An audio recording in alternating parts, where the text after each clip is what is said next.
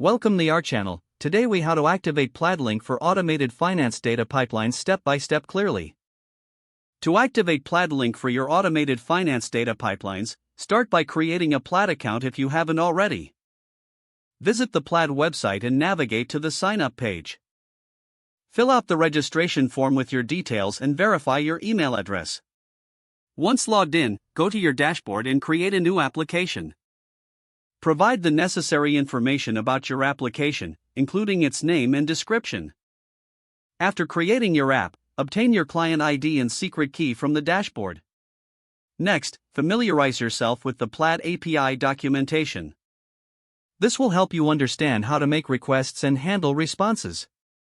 To integrate Plaid Link into your application, install the Plaid Link library. Follow the installation instructions provided in the documentation to add it to your project. Initialize the Plaid Link module in your code by providing your client ID and the required public key. Set the desired environment, such as sandbox, development, or production. Configure the link options, choosing the products you want to access, like transactions or identity. Add the necessary event handlers to capture user interactions with the link interface. Make sure to handle the onSuccess event to retrieve the public token once a user connects their bank account. Implement additional logic to exchange the public token for an access token using the Plaid API. Store the access token securely for future use in obtaining financial data. Test your integration thoroughly in the sandbox environment before moving to production. Once everything is functioning correctly, deploy your application.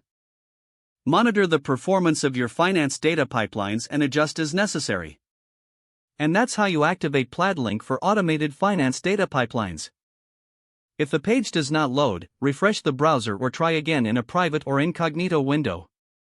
Make sure you are using the correct email address, then retype it carefully to avoid small typos. If your password is not accepted, use the reset option and create a new strong password you can remember. Check your spam folder for verification or security emails, then complete any requested confirmation steps. Enable two-factor authentication if available to improve account security and reduce unauthorized access risk.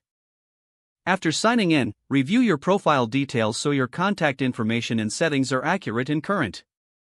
If you see an error message, note it down and try again after restarting your device and internet connection.